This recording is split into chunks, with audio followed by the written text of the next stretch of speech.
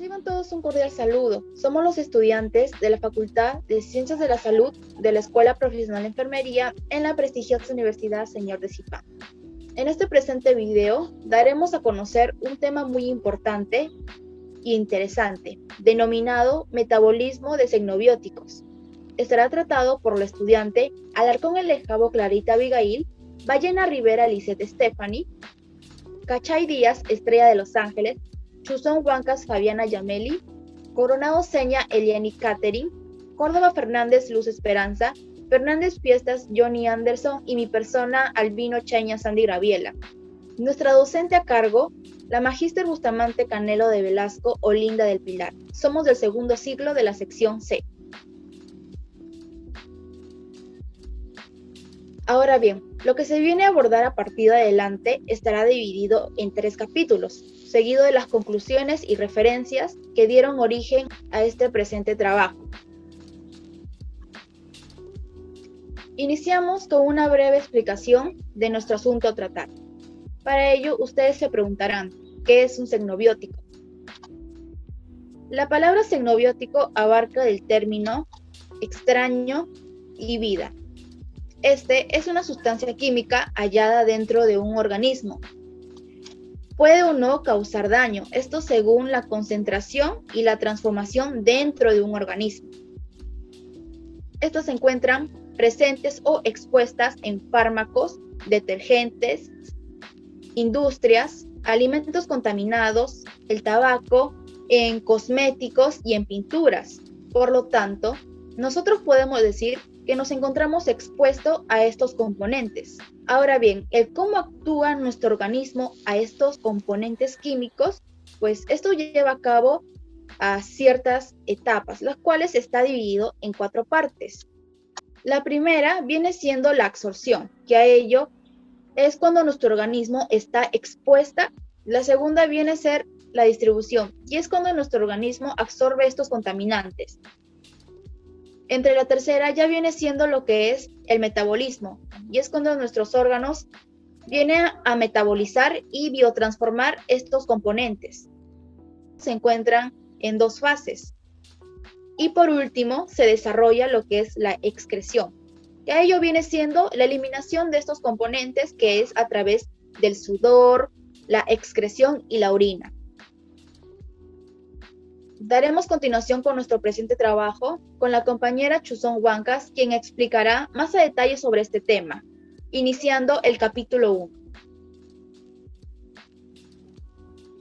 Un cordial saludo docente, quien les habla la estudiante Fabiana Yameli Chuzón Huancas. En esta ocasión voy a tocar lo que es el capítulo 1, el cual hemos denominado metabolismo de xenobióticos. Es importante reconocer que el metabolismo es un conjunto de reacciones químicas realizadas por las células para convertir los alimentos en energía. Existen proteínas específicas que dominan las reacciones químicas del metabolismo. Como mencioné, este actúa luego de que ingerimos los alimentos y utiliza las enzimas para lo que es descomponer las proteínas en aminoácidos, transformar las grasas en ácidos grasos, como también transformar los hidratos de carbono en azúcares simples, como por ejemplo la glucosa. Dentro de uno de los puntos tocados en este capítulo son las principales clases de xenobióticos, dentro de los cuales encontramos los fármacos como los antibióticos, aspirinas, los carcinógenos, los químicos, por ejemplo los detergentes y los colorantes, los aditivos alimentarios, por ejemplo los antioxidantes, y también los que se encuentran en el ambiente, ¿no? Como por ejemplo los plaguicidas o los insecticidas. Todos estos compuestos se ven sujetos a lo que es el metabolismo, principalmente por el hígado.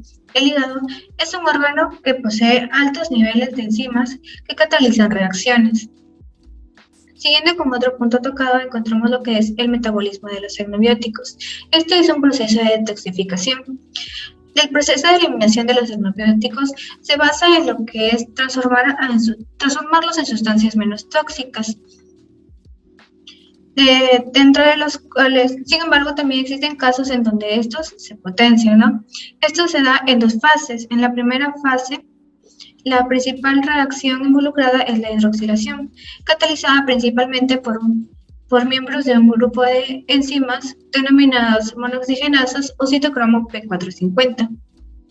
En la fase 1 se introduce un grupo químico reactivo en una molécula, la cual se dispone a ser conjugada posteriormente mediante una reacción de la fase 2, en la cual se utiliza lo que es una entidad química con un grupo endógeno muy polar, teniendo así como resultado lo que es un elemento polar que es hidrosoluble y por ende facilita lo que es la excreción, ¿no? Es fácil de eliminar.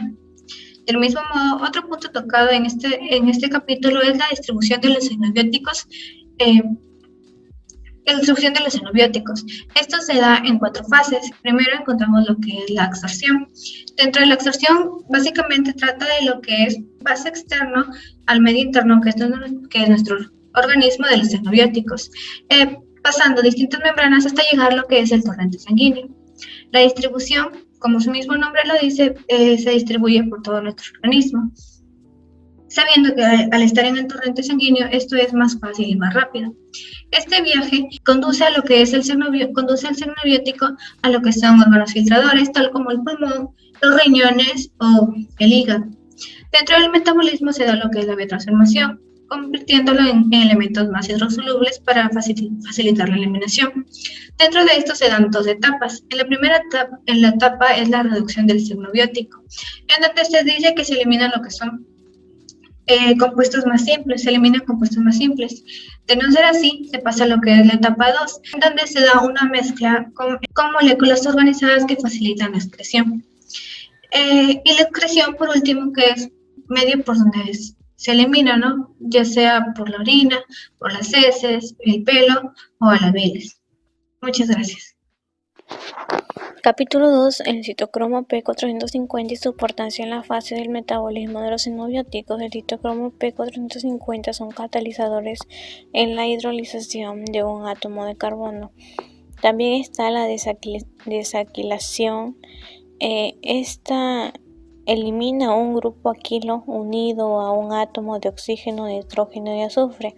También en la oxidación catalizan las reacciones de oxidación de átomos de nitrógeno, azufre y fósforo. La reacción catalizada por citocromo P450 en los xenobióticos une 2, la iniciación y la activación.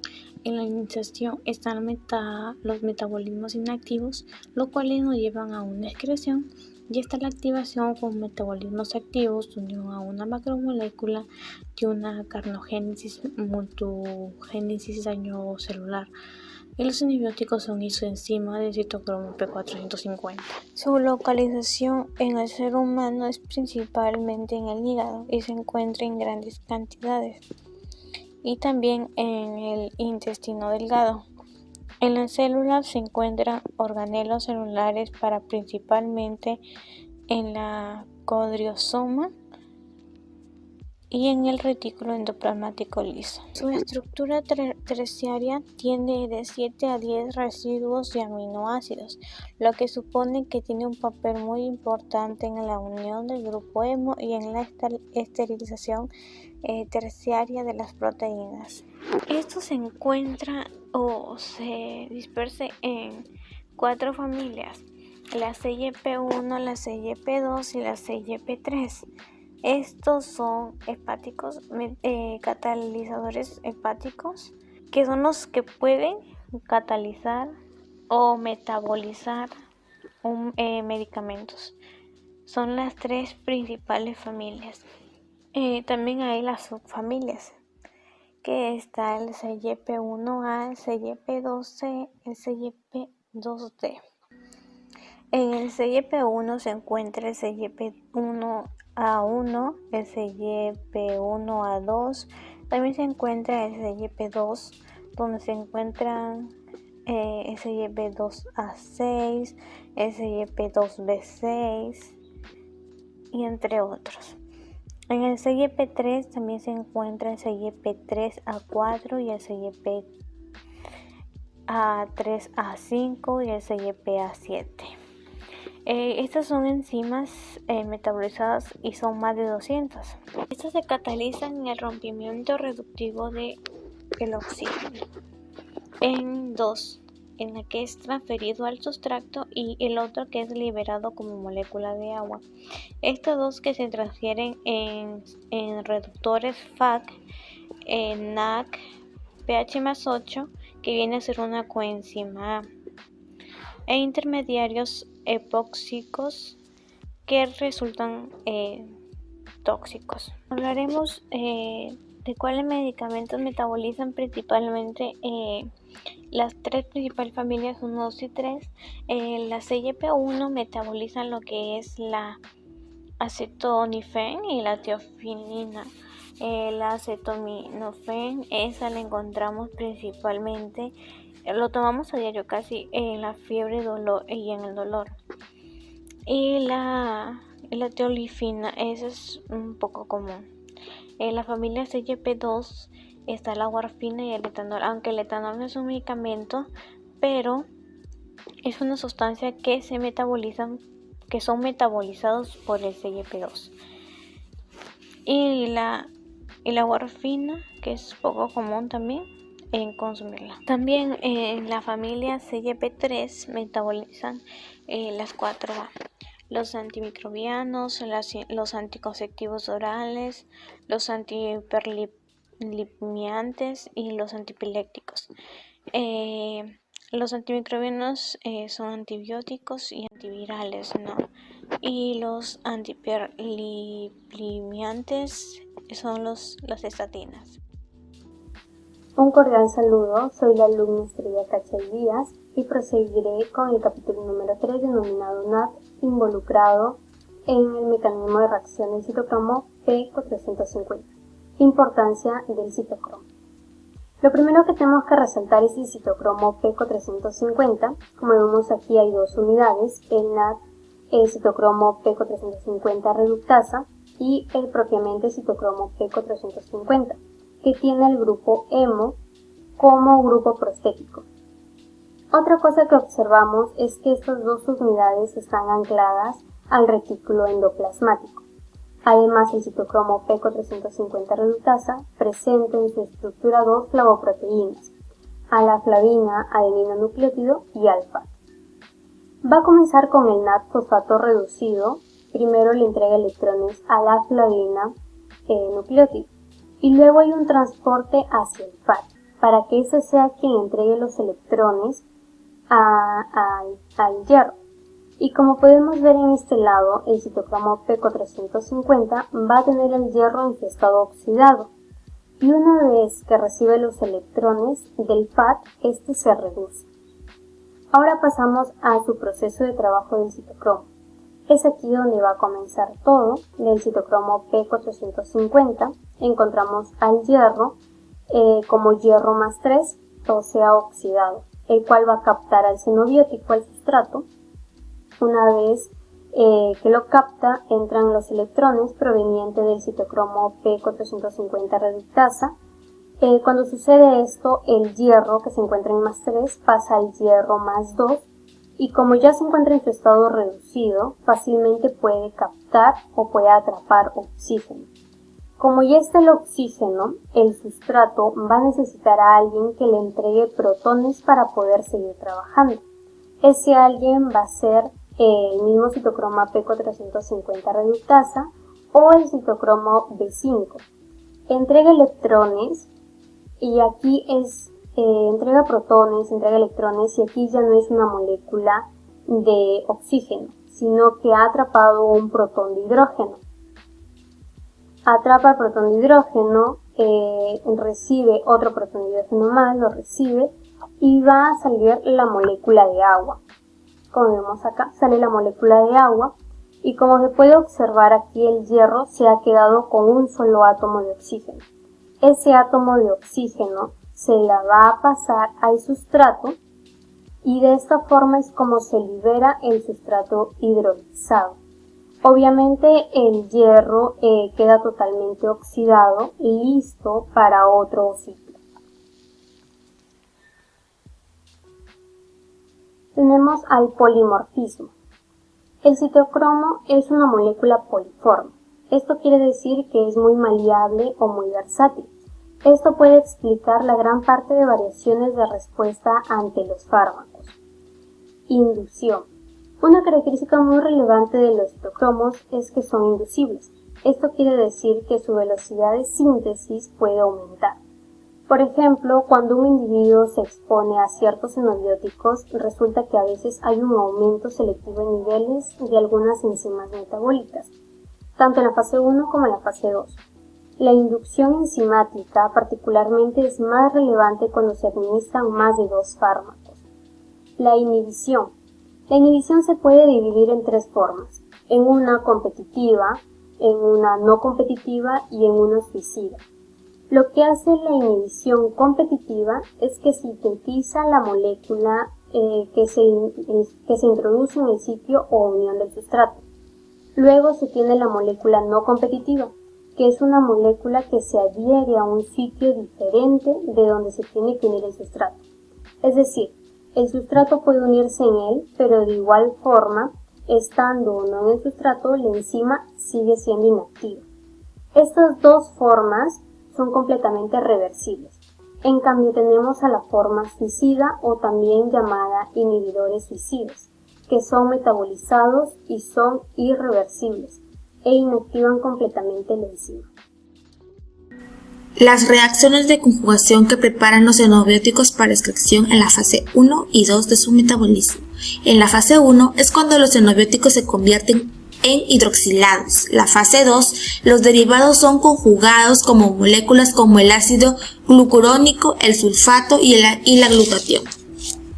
Cabe recalcar que el objetivo primordial de la conjugación es poder transformar el xenobiótico en las sustancias más solubles para fácil eliminación, ya sea por la bilis y por medio de la orina.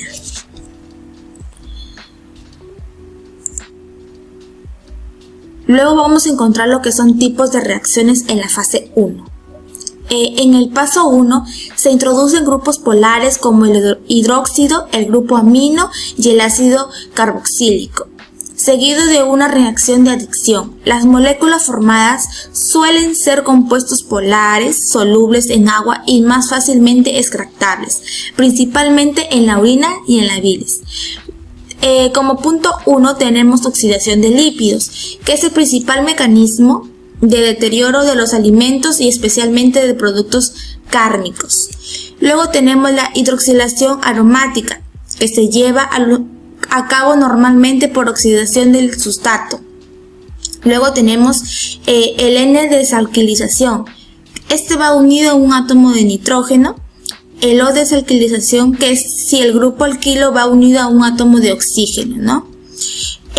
Tenemos también lo que es el S-desalquilización, que es por si es un azufre.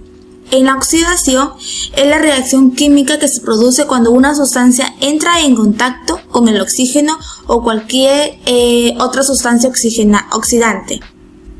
Luego vamos a tener lo que es la poder reducir la oxidación. Es cuando la reacción química en la que uno más electrones se transfieren entre los reactivos, provocando así un cambio en sus estados de oxidación. Luego tenemos lo que es la formación de sulfoxido. Esto puede obtenerse mediante oxidación orgánica de sulfuros. Y luego tenemos lo que es la sulfuración, que es un proceso que extrae el azufre y sus compuestos de las diversas corrientes durante el proceso de refinación. Luego tenemos lo que es la oxidación N y la N-hidroxilación. Los tipos de reacciones en la fase 2. Tenemos el primer punto, que es la glucuronidación, que es la conjugación que se lleva a cabo con el ácido glucurónico por acción de la glucuroniltransferasa, Luego tenemos lo que es los conjugados de glutatión, cuando la enzima participante es la glutatión transferasa, que adiciona una molécula de GCH sobre metabolitos de naturaleza electrofílica, ¿no? Luego tenemos la acetilación, cuando se incorpora un grupo acetilo sobre un grupo ácido carboxílico, o amino también puede ser. Y por último tenemos la metilación, que son algunas sustancias exógenas que pueden ser metiladas. Proseguimos con la exposición. Factores que afectan a las actividades de enzimas metabolizadoras de xenobióticos. Los xenobióticos son compuestos ajenos y extraños en el organismo del ser humano. Pueden ser naturales, químicos o sintéticos. Diversos factores pueden afectar las actividades de las enzimas involucradas en el metabolismo de xenobióticos. Entre ellas encontramos especies. Una especie, entre otras, no puede pasar la toxicidad o carcinogenicidad. También se encuentran o se incluyen los factores genéticos, que son edad, sexo, inducción enzimática, inhibición o estimulación y diversas enfermedades. La ingesta de xenobióticos causa la inducción enzimática, lo cual es muy importante para saber si el individuo tuvo contacto con estos agentes inductores. Algunos metabolismos xenobióticos inhiben estas actividades enzimáticas para estimularlas y se encuentran las diferentes enfermedades. Cirrosis hepática, ya que es el órgano principal del metabolismo de xenobióticos. Respuesta a xenobióticos. Incluyen efectos farmacológicos, tóxicos, inmunológicos y carcinogénicos. ¿Cómo pueden transformarse los xenobióticos a partir de la biotransformación? Los xenobióticos constan de 4 fases para transformarse, que es absorción, distribución, metabolismo y excreción. Su forma tóxica, que sería el metabolito reactivo, que tiene otras vías, y su forma no tóxica, que sería el metabolito estable. Primero, el xenobiótico pasa a ser un metabolito activo por el citocromo 450 y de ese punto puede tener 3 vías: lesión celular, hepateno y mutación. Enzima epóxido hidrolasa. Esta enzima es considerada importante porque produce un efecto protector ante algunos carcinógenos. En este caso, el epóxido es un compuesto altamente reactivo y un carcinógeno. Ya habiendo hablado sobre el metabolismo de xenobióticos, sobre el citocromo P450 y sobre el NADPH y cómo se involucra en el metabolismo de xenobióticos, ahora pasamos a nuestras conclusiones. La primera conclusión sería que el metabolismo necesita energía para realizar todo lo que hacemos, realizar actividades diarias para desarrollarnos como personas. Entonces, se puede decir que es el conjunto de reacciones químicas que realizan las células para convertir todos nuestros alimentos en energía. Como segunda conclusión, se considera que el metabolismo de xenobióticos es un proceso de detoxificación. Los procesos de alimentación de los xenobióticos consisten en transformarlos en sustancias menos tóxicas. Sin embargo, algunas de estas se potencian.